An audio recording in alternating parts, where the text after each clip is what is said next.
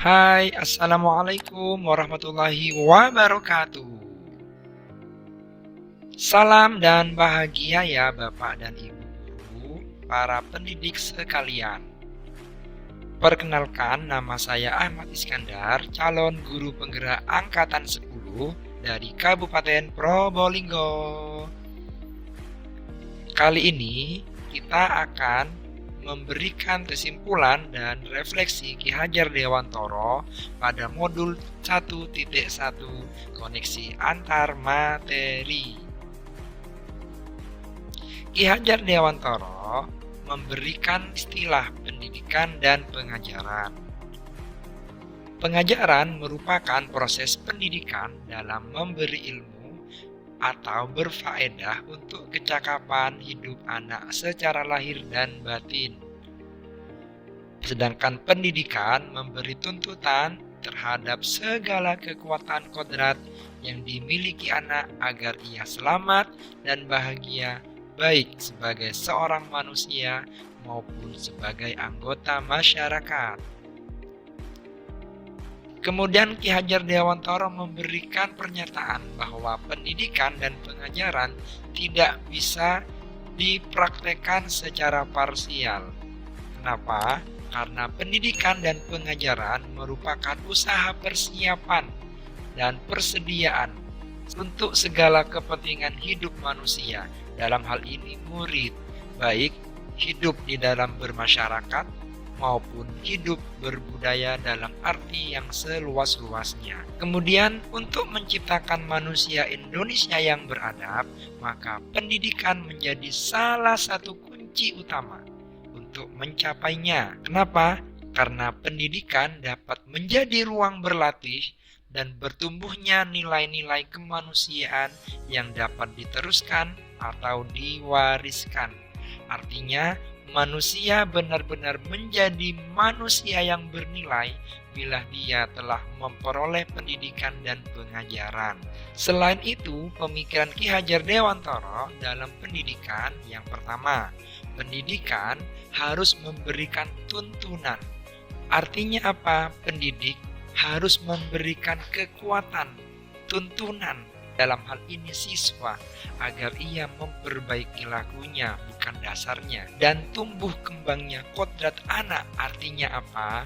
Guru harus memberikan tuntunan yang baik kepada siswanya. Guru harus memberikan contoh yang baik dan tepat sasaran kepada muridnya.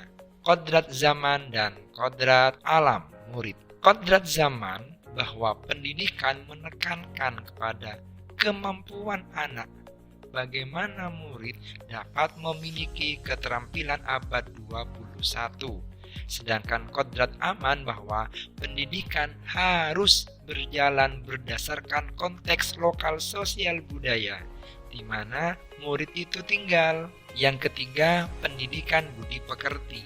Pendidikan budi pekerti ini juga dapat diartikan sebagai upaya perpaduan antara cipta, karsa, dan karya. Di dalam konsep pendidikan, cipta ini kita sebut sebagai kemampuan kognitif, sedangkan karsa kita sebut sebagai kemampuan afektif, sehingga dua kemampuan itu bisa menciptakan karya, bisa memberikan keterampilan kepada siswanya, kepada muridnya. Kemudian apa jiwa pendidikan nasional menurut Ki Hajar Dewantoro? Ada 3. Yang pertama, ingarso suntulodo. Artinya guru harus memberikan uswatun hasanah, contoh yang baik, sehingga guru benar-benar menjadi figur yang memang dirindukan oleh siswanya. Yang kedua, ingmatio mangun karso. Artinya guru harus mampu memberikan support, memberikan semangat kepada siswanya, memberikan dorongan kepada siswanya, sehingga siswa mampu memecahkan masalah. Yang ketiga, tutwuri handayani. Selain guru memberi contoh, guru memberikan semangat, dan juga jangan lupa guru harus memberikan bimbingan. juga harus memberikan penghargaan apresiasi kepada siswa, baik itu berupa punishment ataupun berupa reward sebagai bentuk apresiasi kepada siswa. Sebelum mempelajari modul 1.1, saya biasanya hanya sekedar menyelesaikan materi. Saya hanya mementingkan nilai daripada membuat siswa menjadi bernilai. Saat penilaian, hanya menilai hasil ujian, bukan termasuk penilaian karakter, bukan termasuk penilaian proses. Selain itu, saat pembelajaran, saya cenderung memberikan pembelajaran yang didominasi oleh guru. Siswa aktif saat mengerjakan tugas saja. Bila pembelajaran telah selesai, saya menganggap bahwa tidak ada tugas lagi yang perlu saya lakukan. Saya tidak memastikan siswa menjadi enjoy, siswa bisa mengerti, siswa senang, atau siswa bahagia dalam pembelajaran. Yang penting jam KBM selesai. Hanya menyelesaikan tugas saja. Selain itu, pembelajaran cenderung bersifat pengetahuan dan hafalan. Dan apabila murid tidak hafal, saya merasa gagal. Juga saya sering meminta murid mengerjakan tugas, tapi jarang dikoreksi, jarang dikembalikan kepada murid. Jarang memberikan feedback kepada murid. Sehingga murid tanya, "Ustadz, Pak, tugas yang kemarin sudah dikoreksi." Dan apabila hasil ulangan atau tugas murid tidak tuntas KKM, saya merasa gagal. Karena pada sebelumnya, acuan ketuntasan apabila hasil pekerjaan murid mencapai KKM. Apa yang berubah dari pemikiran atau perilaku Anda setelah mempelajari modul ini? Setelah mempelajari modul 1.1, ternyata tindakan saya salah besar dan saya merasa berdosa jadinya. Apa yang harus saya lakukan setelah mempelajari modul 1.1? Yang pertama, saya perlu mempersiapkan, mengkondisikan murid sebelum belajar. Karena pada dasarnya mereka bukanlah sebuah kendi kosong yang harus kita isi. Karena mereka sudah punya pengalaman belajar yang perlu kita konstruksi bersama pada saat KBM pembelajaran. Artinya murid kita fungsikan sebagai subjek, bukan lagi objek di dalam KBM. Pada saat proses pembelajaran, saya harus memberikan pembelajaran yang lebih komprehensif. Artinya kemampuan kognitif bukan menjadi acuan utama di dalam keberhasilan sebuah proses. Maka saya juga harus meningkatkan kemampuan psikomotor siswa, kemampuan afektif siswa, dan tentunya seluruh proses pembelajaran itu berpusat kepada siswa atau student center.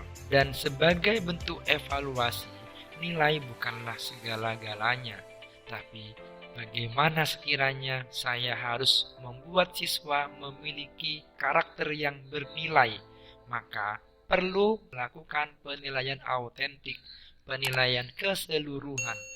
Dan yang tidak kalah pentingnya, saya harus bahagia.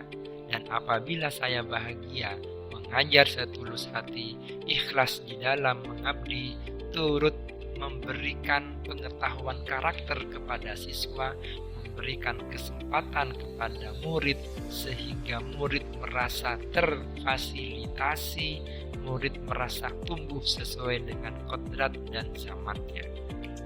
Apa yang dapat segera Anda terapkan lebih baik agar kelas Anda mencerminkan pemikiran Ki Hadar Dewantara? Yang dapat saya terapkan di dalam kelas agar lebih baik: 1. Pembelajaran harus lebih menyenangkan. Tentunya juga harus membuat perencanaan yang terukur sesuai dengan kebutuhan siswa, sehingga pembelajaran benar-benar lebih bermakna dan siswa menganggap hal itu penting untuk dipelajari. Pembelajaran harus mempertimbangkan kodrat zaman dan kodrat alam. Artinya pembelajaran abad 21 yang berpusat pada siswa. Saya akan memberikan tuntunan dan tontonan yang tidak menuntut nilai ujian, tapi menuntut bagaimana sekiranya murid memiliki nilai yang budi dan luhur. Kunci dari keberhasilan itu adalah komunikasi. Oleh karena itu, saya akan lebih berkomunikasi dengan murid, dengan wali murid, dan guru sejawat dalam rangka mempelajari kebutuhan siswa. Terima kasih, semoga video ini bermanfaat ya. Salam bahagia. Wassalamualaikum warahmatullahi wabarakatuh.